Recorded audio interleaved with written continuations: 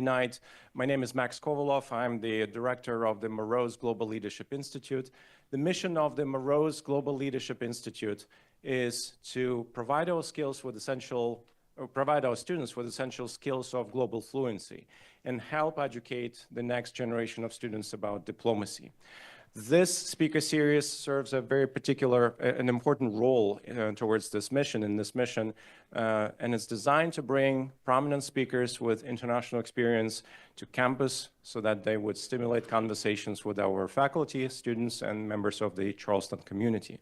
Thank you for being with us tonight, and after our speakers' remarks, there will be some time for Q&A. And now I want to invite to the stage one of the global ambassadors of the Morose Global Leadership Institute, Sid Jackson. She will introduce tonight's speaker.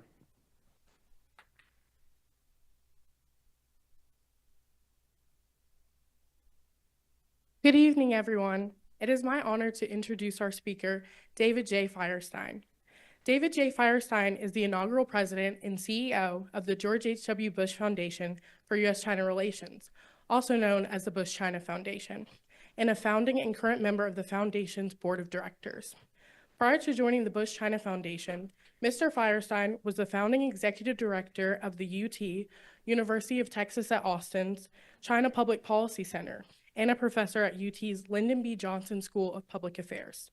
Before moving to UT, Mr. Firestein served as senior vice president and Parrott fellow at the New York City-based East-West Institute, where he led the Institute's two-track diplomacy work in the areas of U.S.-China relations, East Asian security, and U.S.-Russia relations. From 1992 to 2010, Firestein was a U.S. diplomat. He served overseas in the embassies at Beijing and in Moscow, and a number of positions in Washington, D.C. This is Mr. Firestein's third time at the College of Charleston, and we warmly welcome him back.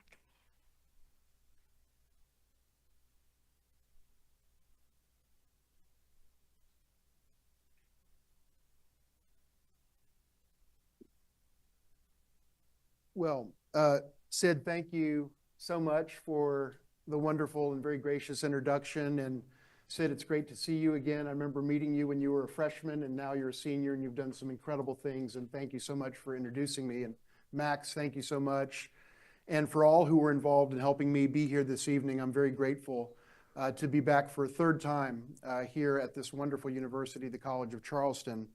And it brings back a lot of fond memories, and I'm so grateful to all of you for giving the generous gift of your time and being here this evening to engage on a really important topic that I'm sure is on the minds of many of us, and that's the issue of the U.S.-China relationship and what the second presidential term of Donald Trump means for the relationship at a really interesting moment in the world and inflection point, I would say, for the relationship and for many issues that are going on right now. And I'm delighted to be back and to be able to address this with you.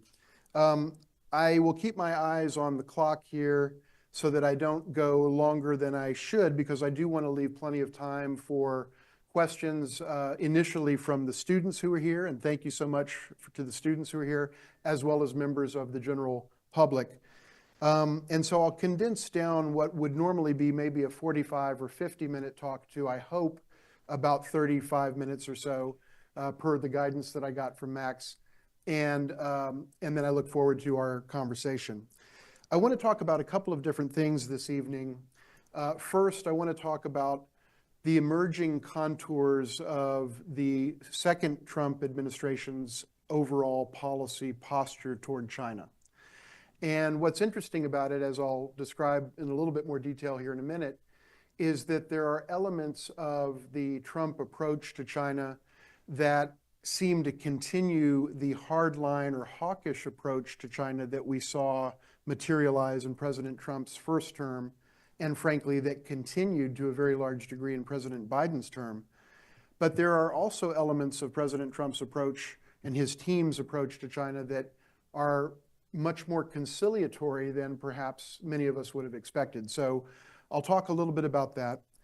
Then I want to say a little bit about something that is very rarely discussed, and in fact, I'm not sure it's ever discussed in a thoroughgoing way, but that is the strategic assumptions that undergird U.S. policy toward China. So we can talk about policies and we can talk about what the United States is doing on issue A or issue B where it pertains to China. But an interesting question is, what are the strategic assumptions that are the predicate for, the premise for the policy choices that we're making? And I want to talk a little bit about what those assumptions used to be and what they are today and the degree to which they've changed. And then I'll say a few words about assessing what I refer to as the Trump-Biden policy toward China. And this is an opportune moment for me to make a point that may not seem intuitive to a lot of people who look at our politics and see it very understandably as being very polarized and very divided. But the interesting thing that one recognizes when one looks at U.S. policy toward China, dating back to President Trump becoming president in 2017 and through the Biden 4 years, that 8-year period had a very high degree of continuity to it. And so policies that Donald Trump put in place as president starting in 2017 and in particular starting in 2018 with the tariffs and so on, to a very large degree continued under President Biden. Some of the rhetoric changed, some of the language, the tonality changed, a few things changed here and there, but in many respects, and I would say in most respects, the Biden approach to China from a substantive policy standpoint was indistinguishable from President Trump's approach to China. And so I'll talk, and you'll hear me talk about the Trump-Biden policies, and I'll, as I mentioned, talk a little bit about my assessment of the efficacy of this set of policies as measured by the only metric that actually matters, which is, did we, the United States, achieve our stated goals via these policies? And I'll say a few words about that. And after that, I'll conclude, again, I'll try to give you a somewhat condensed or briefer version of this talk than I might normally do. So let me start with President Trump 2.0, the second presidential term of President Donald Trump, and talk about areas of continuity with the hardline policies that he initiated and that Biden continued, but then also talk about some of the areas where I think we're seeing a departure. So first, in terms of elements of policy that we now see coming into focus that are more on the hardline side of the U.S. approach to China, I would point to two things in particular, and there are other things that could be discussed. This is not an exhaustive list, but two things in particular seem to show a degree of continuity with the previous 8 years. Number one is trade, and number two is technology. Let me just say a couple of things about that. It seems very clear that President Trump is intent on continuing and deepening what was a pretty hardline or hawkish approach to China on the issue of trade. And as President Trump himself has said many times, and it is very clear to all of us, he continues to want to rely on the tool of tariffs in order to try to bring about some of the changes that he says he would like to see in Chinese economic and trade behavior, and frankly, in other areas of Chinese behavior as well. So just in the last 2 months since President Trump took office on January 20th, we have seen 2 increases in tariffs on a vast swath of Chinese goods coming into this country. The first one was another 10% increase from what had already been done, and by the way, something that Biden kept in place during his 4 years. So again, Trump-Biden policies. And now we just recently, earlier this month, saw yet another 10% increase in tariffs on Chinese imports, added to the other 10% added to those that took effect in the first term. So we see a very high level of tariffs on Chinese imports coming into the United States. And this is an example of a hardline policy that this administration is embarking on again in its second term. The second area of kind of hardline policy is this area of technology. And I would argue that the area of technology really is arguably the single most contentious area on a day-to-day basis in the U.S.-China relationship, perhaps even more than trade itself. We hear a lot about trade, and we hear a lot about deficits, and we hear a lot about tariffs, but on a day-to-day basis, the competition between the United States and China in the area of technology is probably the single most intense element of competition between our two countries. And make no mistake, it is a competition to see which country can become the technology superpower of the 21st century. That's what is at stake. That's how both countries see it. And which country can ultimately reign supreme in this competition for things like capability in artificial intelligence or AI, quantum physics, quantum computing, advanced robotics, and a number of other very sensitive and very important areas for the 21st century economy. And what we saw initially with President Trump, but what we saw even more with President Biden, it was an effort on the part of the United States to restrict technology flows to China, to restrict incoming investment from China where it bumped up against presumably sensitive technologies, and to basically get involved with commercial decision-making and place restrictions on what used to be commercial activities in this country, where commercial companies, private sector companies, could make decisions about what they sold and what they didn't sell. And under both Trump and especially under President Biden, we saw an effort on the part of the US federal government to curtail that. So these two elements, trade and technology, are the two elements that we see so far that suggest to me that we're going to see a continued hawkish or hardline element to the United States approach to China as we get in earnest into the second term of President Trump. Now, on the other side of the ledger, there are a number of indications that we already see that, perhaps to the surprise of many observers, President Trump is actually taking now a considerably more conciliatory approach toward China than President Biden did, and then other U.S. presidents have that the administration has over the last 8 years, whether under the first term of President Trump or the first term and the only term of President Biden. So we see some, in some ways, jarring data points that suggest a higher degree of conciliation. And there are four things that I want to mention here as distinct from the 2 points that I mentioned under the hardline category. And the 4 points I want to mention are Taiwan, TikTok, human rights, and the issue of the Russia-Ukraine war. And I'll say a little bit about each of those, and you'll see what I mean. I think the biggest single issue and the potentially most explosive issue for U.S.-China relations, the one issue that potentially, and I'm not saying it will, but potentially could lead to a U.S.-China kinetic military conflict, is the issue of Taiwan. Now, when President Biden was president, he did something that no president, either Republican or Democrat, had ever done before him subsequent to the United States and China normalizing our diplomatic relations, the U.S. derecognizing Taiwan and recognizing the People's Republic of China. President Biden said on 4 different occasions, as the commander-in-chief of our armed forces, that he would commit U.S. troops to the defense of Taiwan in the event that China attacked Taiwan toward the end of trying to generate so-called reunification or unification. And 4 different times, again, it wasn't a slip of the tongue, it wasn't a gaffe, it was very intentional, it was on 60 Minutes in one case, and it was very clear that this president, President Biden, was going to a place in terms of U.S. policy regarding Taiwan that no president had gone to, and actually making an explicit commitment to defend Taiwan. Now, President Trump thinks about and speaks about Taiwan very differently. And this is an area where I think it is fair to say that President Trump, based on what he himself has said, and I'll cite one example of that in a second, is taking what can only be described as a much more conciliatory tone and positioning on the issue of Taiwan than his predecessor, President Biden.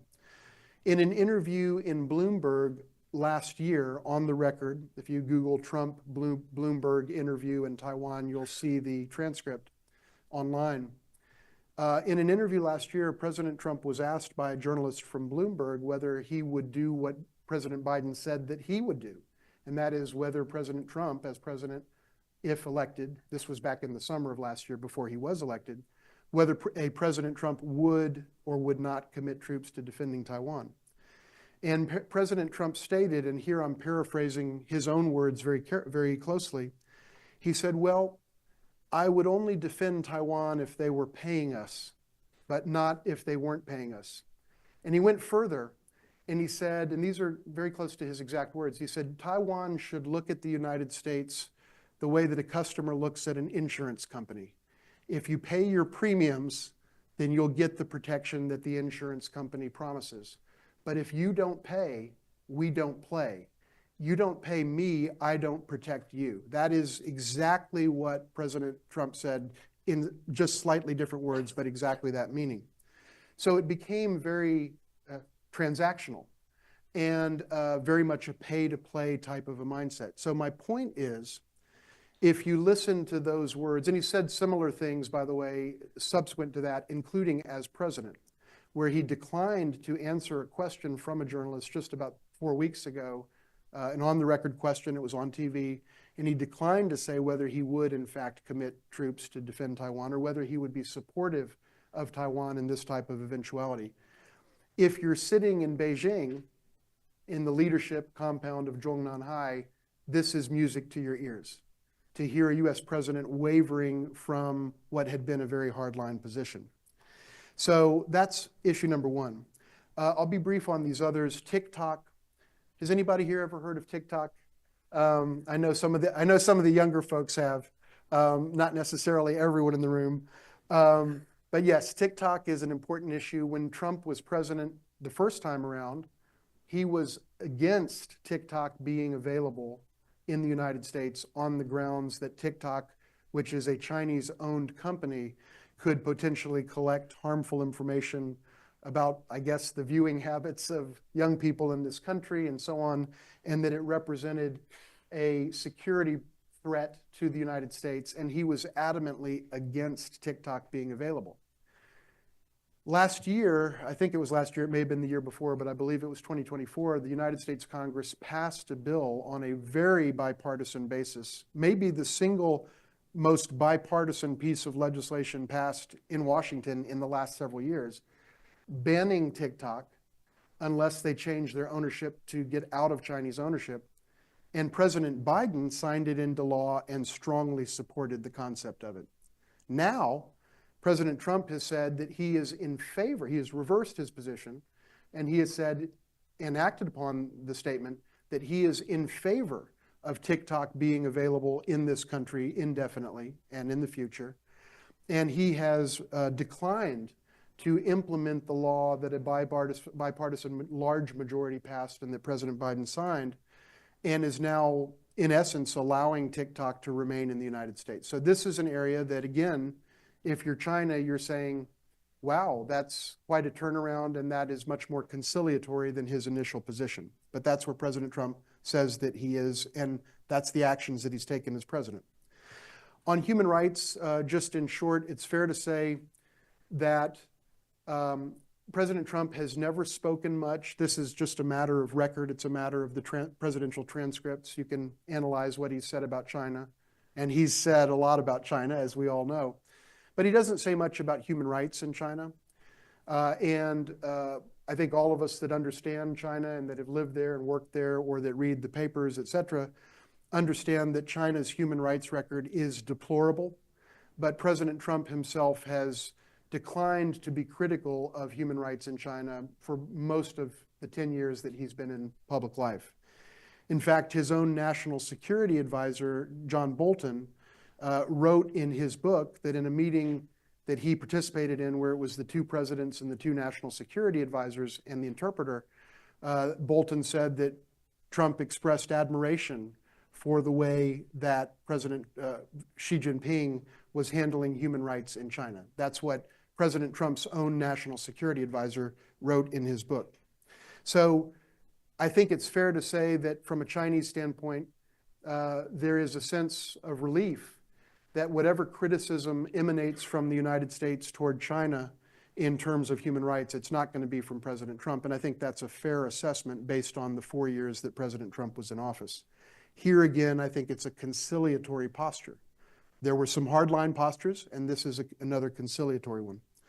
And finally, on the issue of Russia-Ukraine, you know, up until the inauguration of President Trump for his second term, just on January 20th of this year, the United States had made the decision with strong bipartisan support in Congress, where the money comes from, after all, for the assistance that we've provided to Ukraine, that the United States should stand with Ukraine and stand against Vladimir Putin. That has changed. Now, why is this a U.S.-China issue? Because one of the major foreign policy objectives of the United States over the last 3 years, and it's been almost exactly 3 years and a month, since Russia aggressed against Ukraine and unlawfully and without any provocation or justification invaded Ukraine in an absolute categorical violation of all relevant international law. We're at the 3-year mark plus a month.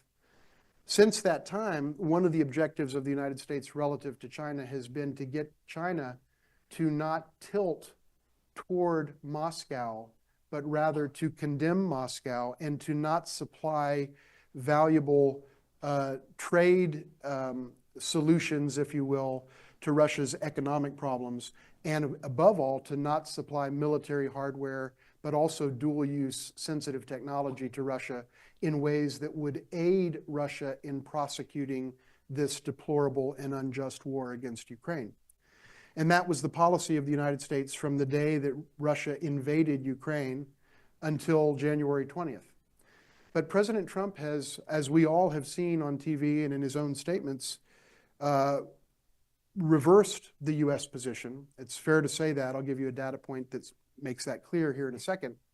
Even to the point of saying on the record that it was his belief that Ukraine started the war. He later walked that back, but it stood for about a week.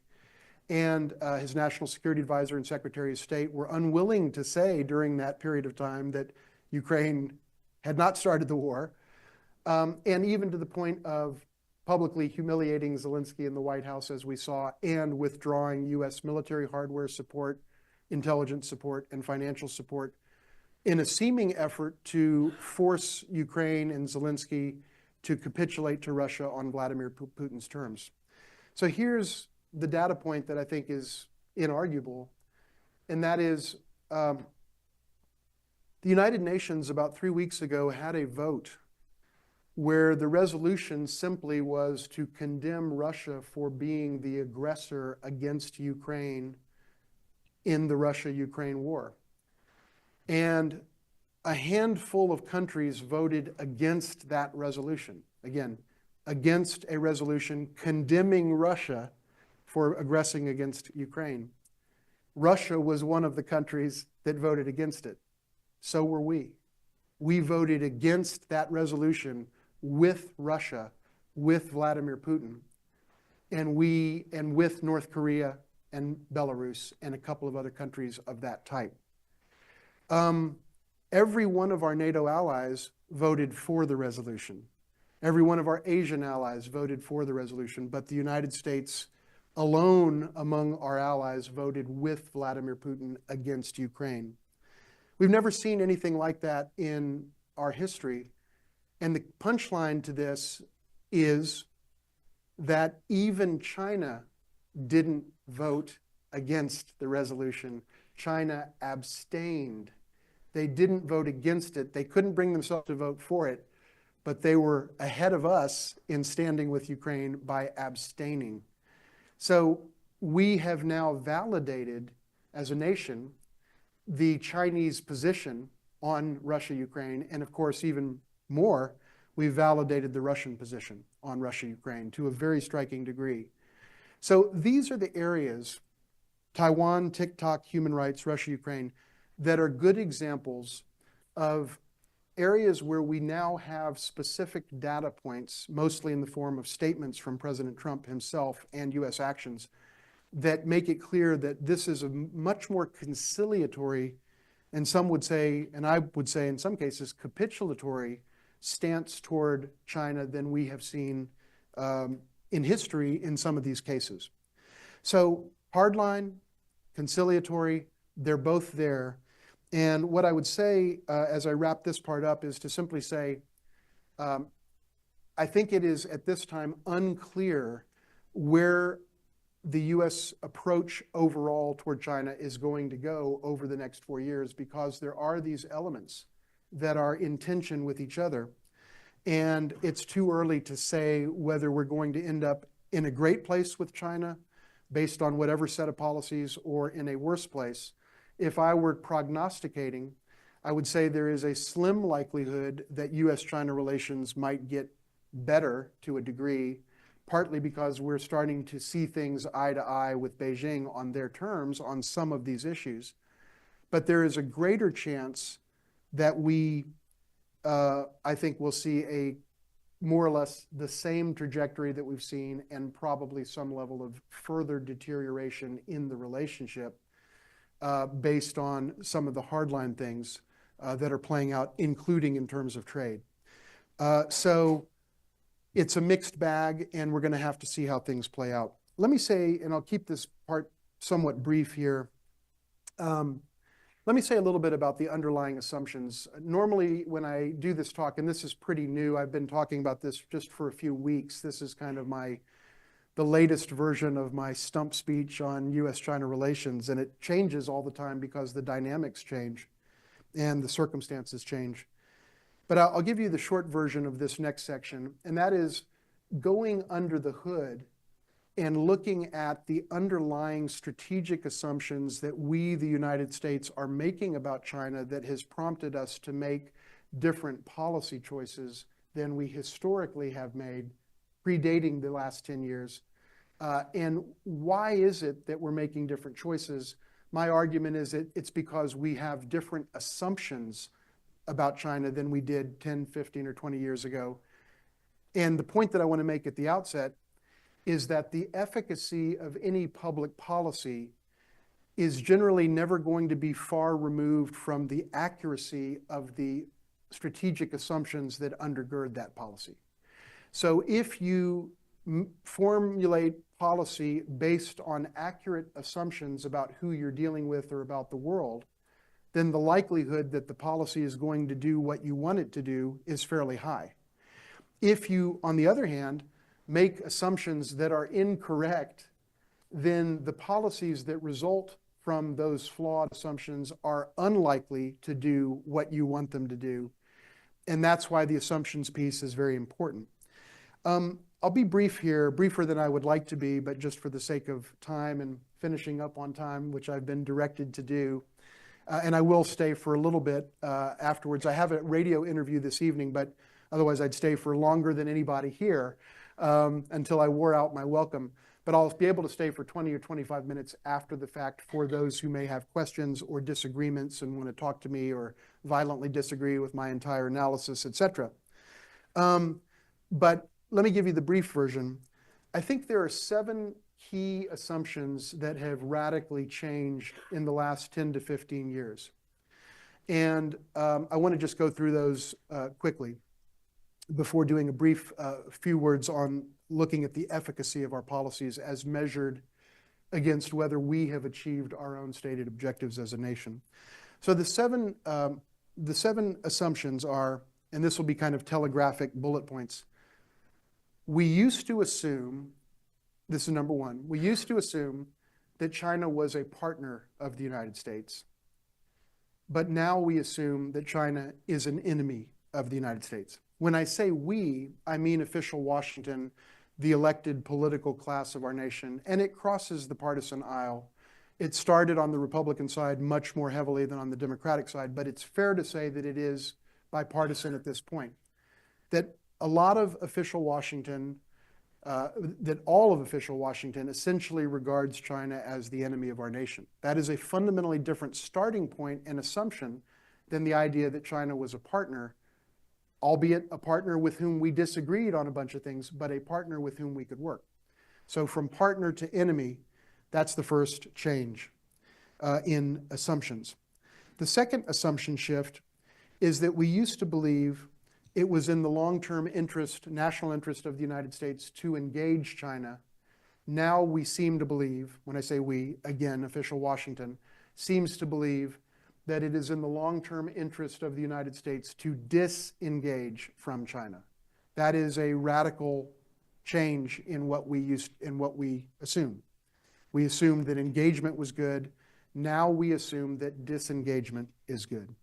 The third area is that we used to assume that China was content to be a major power in the world with all of the accoutrements associated with that, but a power that was content not to challenge the United States for primacy or supremacy in the world.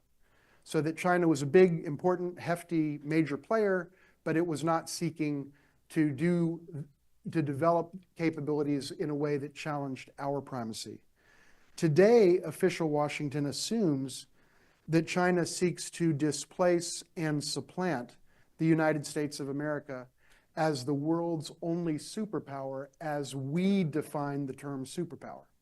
That's what official Washington thinks. We used to believe that China considered itself a stakeholder in the international system. And as a permanent member of the United Nations Security Council with veto authority, it could make sure that the UN would never do anything significant that it didn't want done by virtue of the veto authority. As a member of the WTO for almost the last 25 years, it was in the system. And as a member of the G20 and various other major formal and governmental and international and informal groupings, China was right there in the mix for all of this and was content for the system to work the way that the system has always worked in recent decades. Now the assumption is that China wants to overturn the entire rules-based international order and turn it into something that presumably is somehow more friendly to the interests of autocracies like China, and for that matter, Russia and other countries, and that China wants to get rid of basically the post-World War II international system that to a large degree the United States created. And just as a parenthetical point, I always find it interesting, and it's hard not to smile when anyone operates on the assumption that somehow the current international system is not friendly to authoritarian regimes, because in fact, it is very friendly to authoritarian regimes, and we see that. And China wouldn't have attained what it has attained but for the international system allowing China, for good or ill, to do what China does and so on. Same for Russia, same for North Korea, same for Iran. Authoritarian countries like China do very well under the current international system. It's worked well for them, and yet the belief is somehow they want to change it. The fifth area is that we used to assume that mutual dependence between major powers was good and stabilizing. And now the official Washington assumes that mutual dependence between major powers is bad and destabilizing, and we should cut ties and reduce our real or perceived dependence on authoritarian or other adversarial countries so as not to be somehow unduly beholden to them or vulnerable to them. It is a 180-degree sea change in the way we think about it.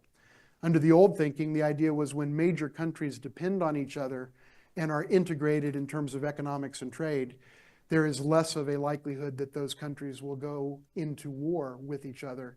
But when they're separated, there is a greater likelihood that could happen. But that's not the thinking that we have today.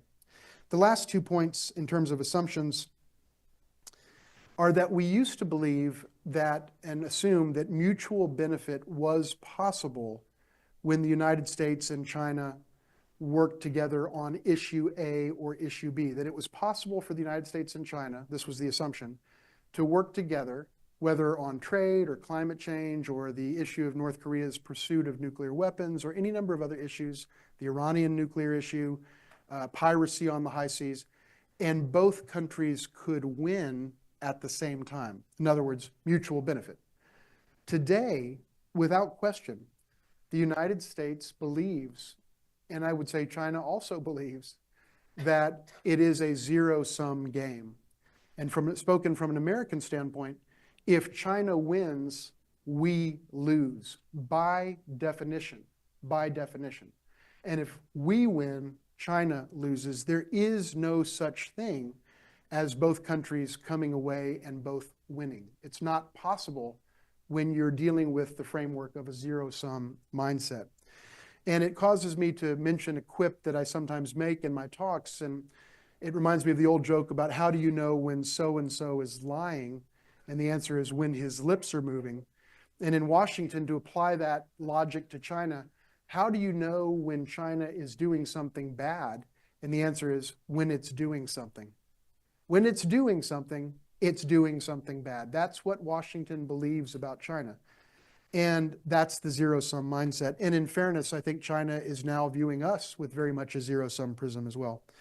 And the last point that I would make in terms of changed assumptions, and I'll wrap up here shortly, is that we used to believe that an overall moderate positioning on China, notwithstanding major and I would say permanent disagreements with China on a whole host of issues, from Taiwan to the South China Sea to human rights to the issue of Xinjiang and the treatment of the Uyghurs to Hong Kong to the proper role of a state in managing a domestic economy or international trade. Despite irreconcilable differences in all of those areas, we used to believe that a moderate policy approach to China gave America our best chance of achieving our goals relative to China.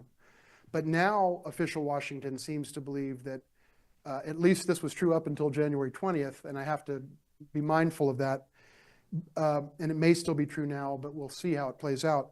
Now we seem to believe that only a hard line approach is going to generate results on certain issues. And so we've adopted, historically, over the last 8 years, Trump and Biden, a hardline approach on China.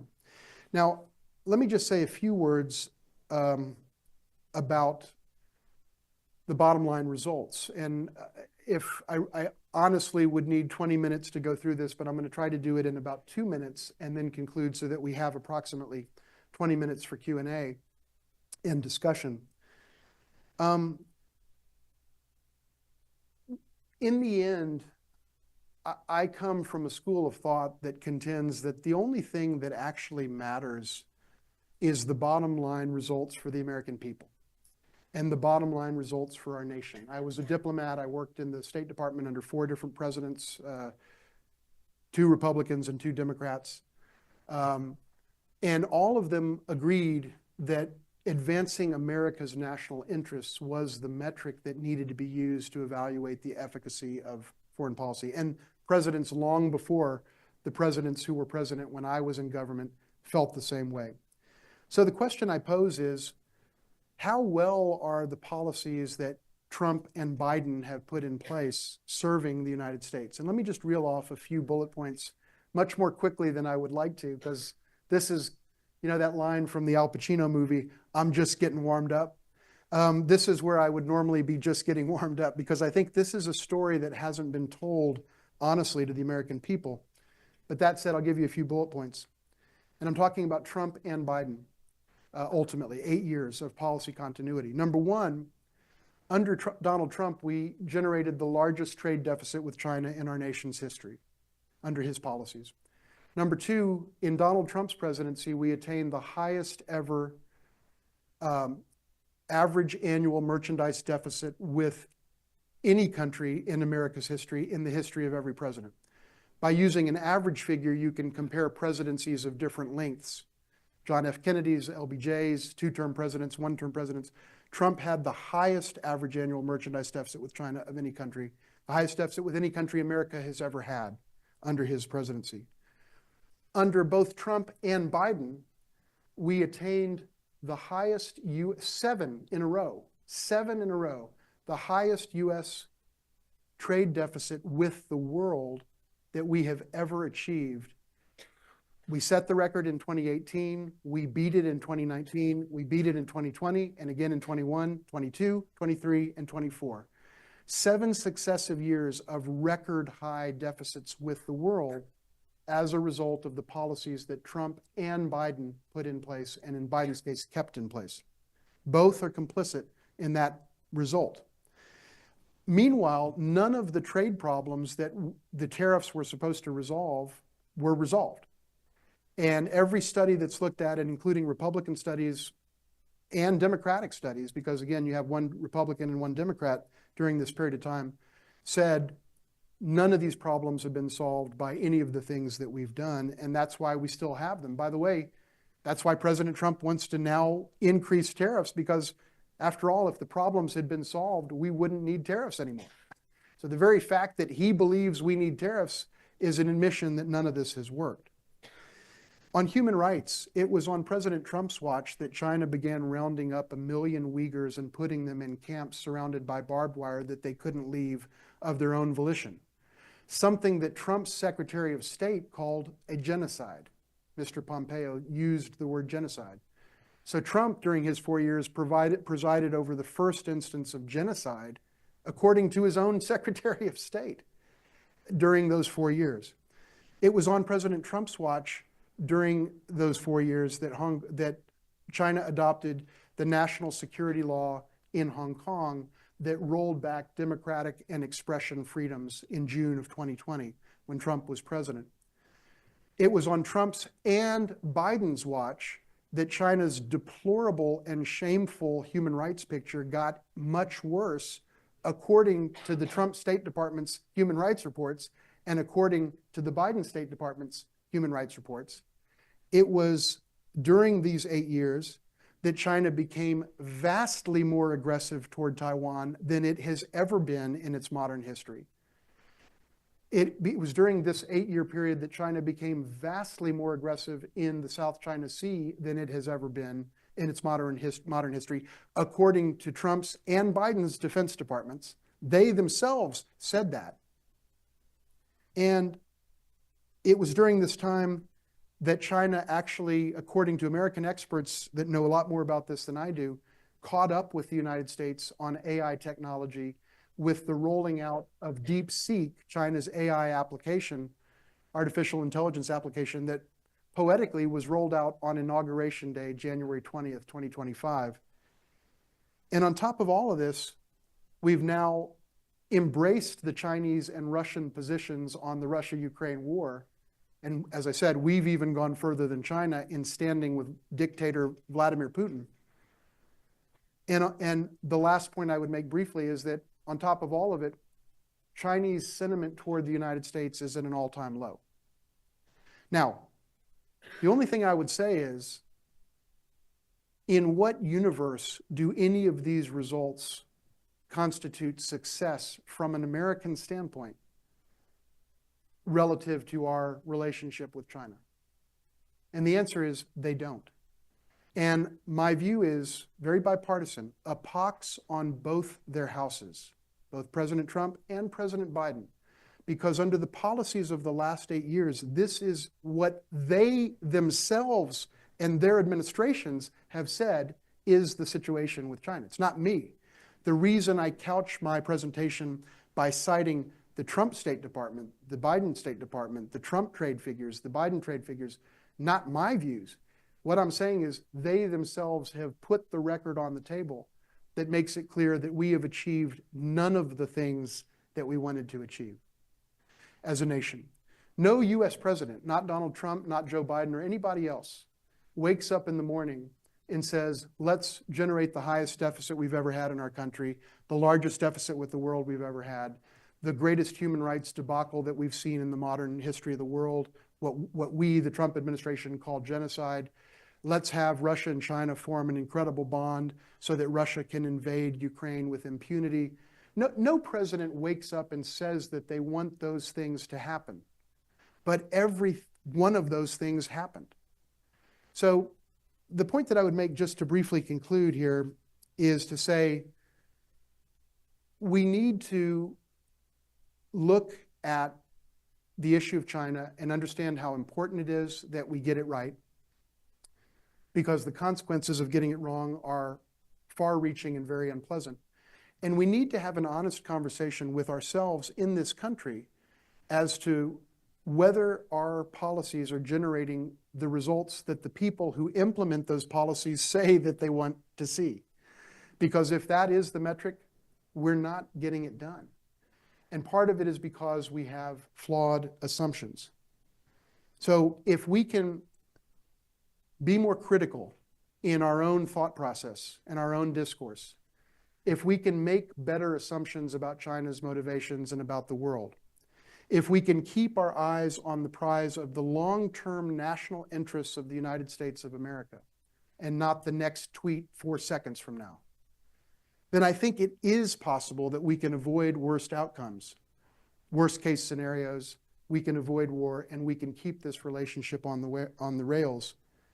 And if we do those things, I believe we can and we will be able to compete with China more effectively, win more often, and give our children and grandchildren the U.S.-China relationship and the future that they deserve.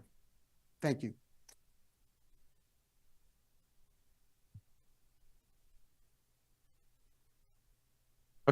We have a couple of microphones here. If you have a question, please raise your hand.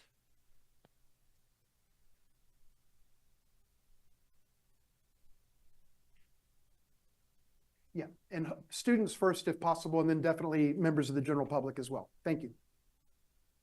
Hi, thank you for your talk. I was just wondering, would you say that the US's increasing rate of paranoia, as well as just allowing China to commit these crimes and, as you said, genocide, like, are we just further weaponizing China to then like manifest this paranoia into actually taking place? Well, I would say a couple of things. First of all, thank you for your question. And what I would say is the things that I just described weren't happening before the last 8 years. So I think at some point, again, we have to ask ourselves, is there causality between the tonality and the substance of our policy and results that we ourselves have said we're unhappy with? And by the way, we've rightly said that we're unhappy with. And so I do think that, to answer your question, there's one particular example that I think illustrates the problem. The United States, under both President Trump, it started with President Trump in 2017 when he took office, but it continued with President Biden. We have really demonized China rhetorically. We have used, in many cases, vitriolic and incendiary language in talking about China and their presumed motivations and intentions. In essence, official Washington have described China in terms that would be used to describe Nazi Germany and have described Xi Jinping in the way that we would describe Adolf Hitler. And that has driven China away from us and, frankly, into the closest relationship with Russia that China has ever had. I would make the argument that Russia would not have invaded Ukraine in February of 2022 had the United States not so pushed China away from a functional relationship with us.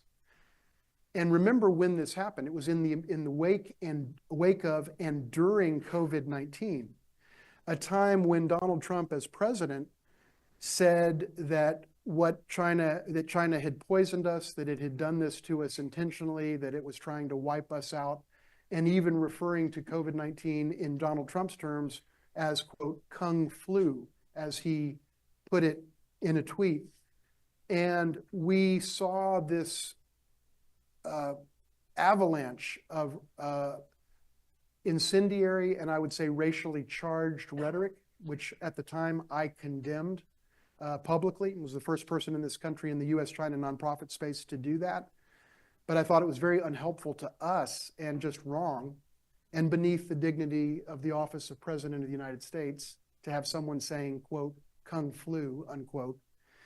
And I would argue that it's because we did that China ended up in this relationship with Russia. And it's because they're in this special, what they call no limits partnership, that Russia felt emboldened and empowered to aggress against Ukraine, knowing that it had China's support lined up on the basis of a summit that took place between Vladimir Putin and Xi Jinping in early February of 2022. So are we creating the monster? To some degree, we are. Is China also doing deplorable things that are bad for us and that we should have a problem with? Absolutely. But we're making it worse with our policies, not better. That's why I cited the empirical record, the data from the administrations in question, not my data, their data, that shows that we're not actually attaining any of our objectives. So China owns what it does, and it does some things that I sharply disagree with and have been prolifically critical of, including tonight and on many occasions. But in the end, we have to recognize that the only thing that we can actually control is us. And it's like the two sprinters in lane 1 and lane 2. We're in lane 1, China's in lane 2.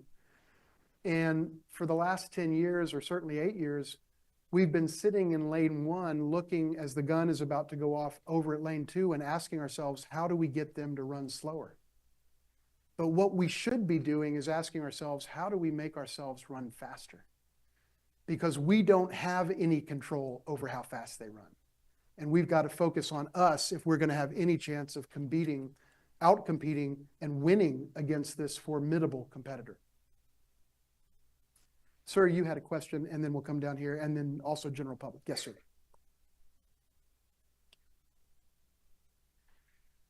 Sir, you spoke about the issues of the tariffs under both administrations being a failure in terms of what they hope to achieve. What would you recommend we utilize in the future regarding geoeconomics in terms of tactics? That's a great question. And I would say a few things. Let me just start with a quick analogy. The analogy that I've used since 2018 is that you've got these problems with China, and let's equate it to a Dollar General store. Let's say you're the general manager of a Dollar General store, and you have a $5,000 a year shoplifting problem. So you call a security company, and you pay them $25,000 to fix $25,000 a year to fix your $5,000 problem. That's what we've done. We have fixed a problem by creating a solution that is far worse than the original problem was. So what other presidents, both Republican and Democrats, understood is that there isn't a quick and easy fix to the problem of the real transgressions on the part of China in terms of unfair trade practices, because they do engage in unfair trade practices. They do things that are illegal under the WTO, that's for sure. By the way, so do we. All the Trump tariffs were ruled illegal under the WTO. So it's true that China cheats and does all kinds of things that are wrong. But it's also true that in response to that, we're now doing the same things. So the solution, the Peterson Institute, probably the most respected nonpartisan economic and trade think tank in the world, and certainly in the United States, put out a study about 2 to 3 years ago. It was either 22 or 23, I think it was 2022. And they said at that time, if the Trump administration had done nothing, that the United States would have been in a much better place from an income and trade standpoint and deficit standpoint than having, quote, solved the problem, unquote, with tariffs. So what should we do? We should be much more surgical in trying to open up markets where they're closed to us. We should enter into what used to be negotiations over a bilateral investment treaty, or BIT, that would have opened up investment in ways that would have benefited both sides. We should allow companies to make decisions and be answerable to their boards of directors rather than engaging in central planning, which is what we as a nation are doing now, telling our companies what they can sell, when they can sell it, what they can transfer, when they can transfer it. Get back to the principles that made us the #1 economy in the history of the world, the #1 technology superpower in the history of the world, the #1 innovation superpower in the history of the planet Earth, and recognize that the way we got here was not by emulating Chinese worst practices as best practices to be copycatted. The way we got here was by being true to the values that have been true through administrations of both parties. Get the government out of the way and let companies do what they do best, and let the American customer have the best product that's available on the market. And be more targeted as you deal with specific issues and work through the WTO to solve the trade issues that are out there. A lot more could be said about it, but those are some of the ways. I guess I would say it's the equivalent of the short version. I'll end this answer with this. It's the Hippocratic Oath. Do no harm. First, do no harm. Or there's also, I guess, the shovel oath. If you're in a hole and you're digging and you're worried about the hole getting too deep, stop digging. And that's what we need to do to start getting back on the right track. And the ultimate metric is not China. I don't give a damn what they think about any of this stuff. The ultimate metric is, how are we doing? How is our country performing? How are our incomes looking? What does our industry look like? What do cars cost? The tariffs that are being contemplated now with Canada and Mexico are going to make an average vehicle in this country go up by $15,000 overnight. $15,000. Now, to some in this room, maybe that's not a big figure. To many of our fellow Americans, it is a big figure. We shouldn't be doing this to ourselves. I'm very much against tariffs, whether it's Trump or Biden, and both of them did it. Both of them did it, and it's not good for our country. Yes, sir, I saw you. And I know we're coming up on time, and I'll be deferential to Max. Maybe this will be the last formal question, but I will stick around because I want to talk more with all of you. And I'll be here tomorrow too, and would love to engage more. Please, sir. So earlier in lecture, you talked to us about how the U.S. wants to be the sole world power, while China and Russia are only looking to advance themselves and be the best. Do you believe that Trump's dissolution of the USAID and then the tariffs placed on close allies, Mexico, Canada, and then China, the rest of the world, and then voting against, the rest of the world's interest with condemning Russia. Do you believe these recent foreign international policies have ousted the U.S. as a world leader that smaller nations look up to for help, and also as an ally and a world leader? It's a great question, and it's one I've been thinking a lot about lately. And in short, look, I'm not coming at this through a partisan lens because I'm highly critical of presidents of both parties, including the current president and his predecessor. But I do believe that the things that we're doing now and have been doing since January 20th are definitely creating a vacuum in the world that is going to be filled by someone that we probably don't want to fill it.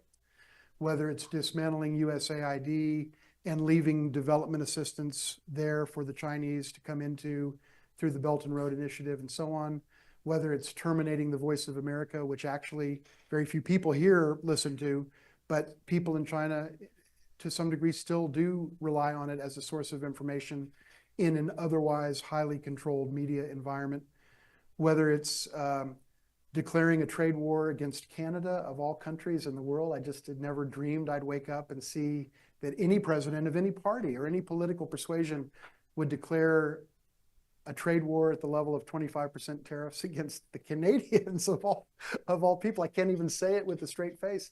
Or the Mexicans. Yeah, I think these things are hurting the United States. There's no question about it. The loudest clinking of champagne glasses that has been heard subsequent to each of these actions has come from Beijing and Moscow. They are rejoicing. They're saying it. They're actually saying the part you're not supposed to say out loud. Literally, officials, president spokesman in Moscow, foreign ministry in China, and other officials are literally coming out and saying, I can't believe you guys are doing this stuff, but thank you. And my rule of thumb in international affairs is when China and Russia love what we're doing, we're probably doing something wrong.